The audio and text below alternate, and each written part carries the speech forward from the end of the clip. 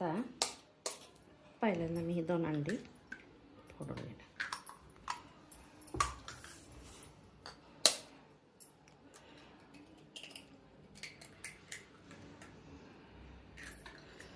काय करायचं,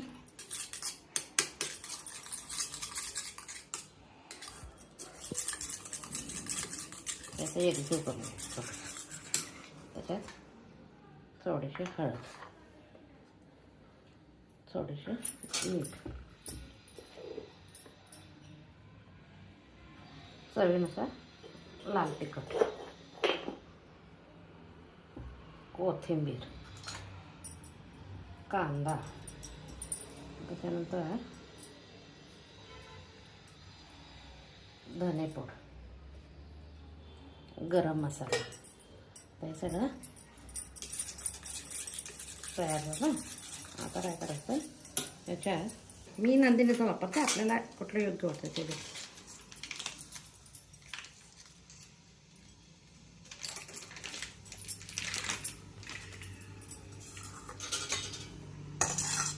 हे पनीर काय करायचं, खिसून घ्यायचं.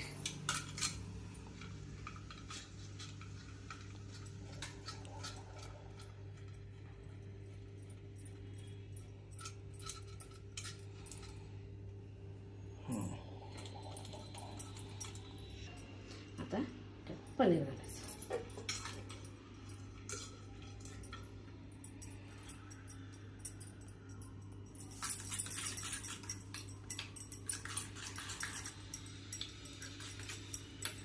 आता हे मिश्रण तयार झालं. आता हे इकडे टाकू.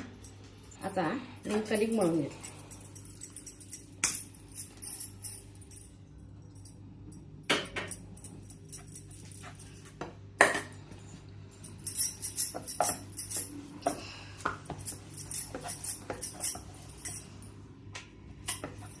इकडं तवा तापायला.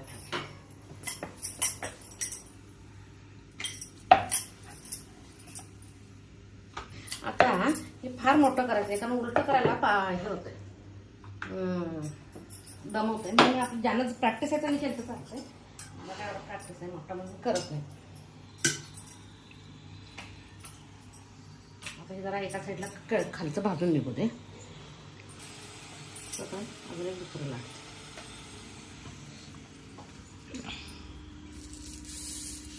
अजून एकच मिनिट जाऊ दे.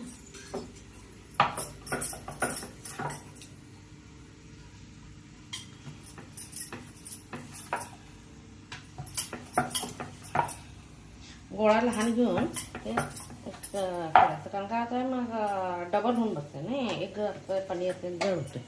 आता काय करायचं, एक साईड झालेली, ह्या साईडला घालून टाकायचं. बाहेर पडायला बघते, स्लोली घालायचं.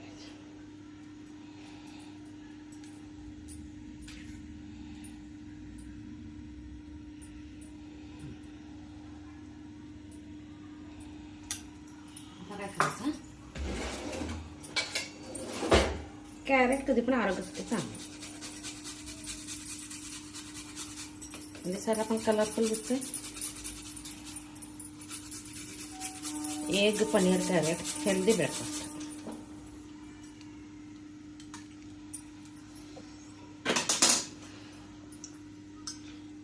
साईडनं तेल सोडायचं, पाठीमागची बाजू पूर्ण हे व्हायला पाहिजे.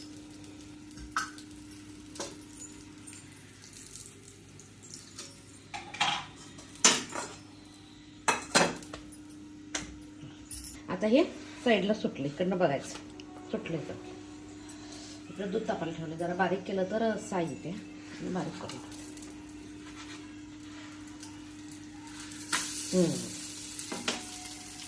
मस्त बघितलं.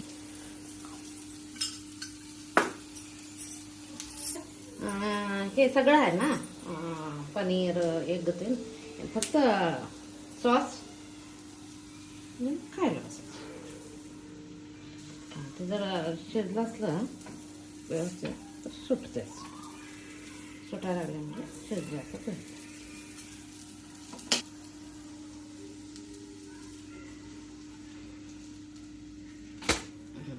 बरं ते आता अजून एक करते.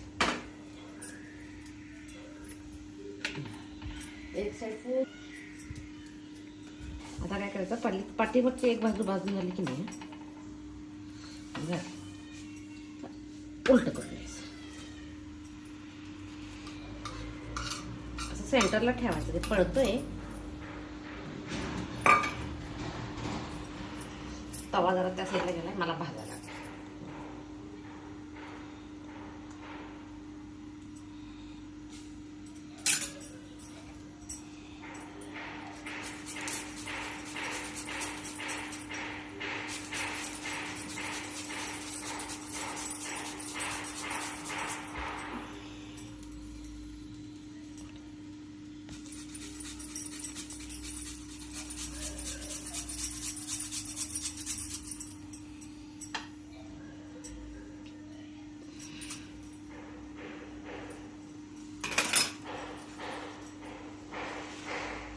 भाजलं की आपण निघतो.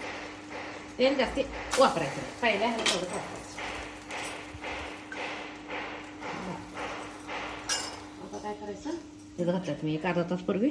आता कण्या करून घेणार. मला रोजच्या कण्या कंपल्सरी लागतात. ते 2 मिनिटाला काढले की तवा तापायला असतो नाही होतोय. त्याच्याबरोबर सॉस,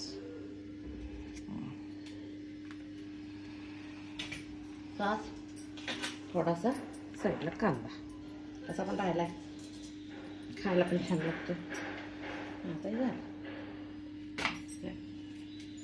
किती छान फुगलं.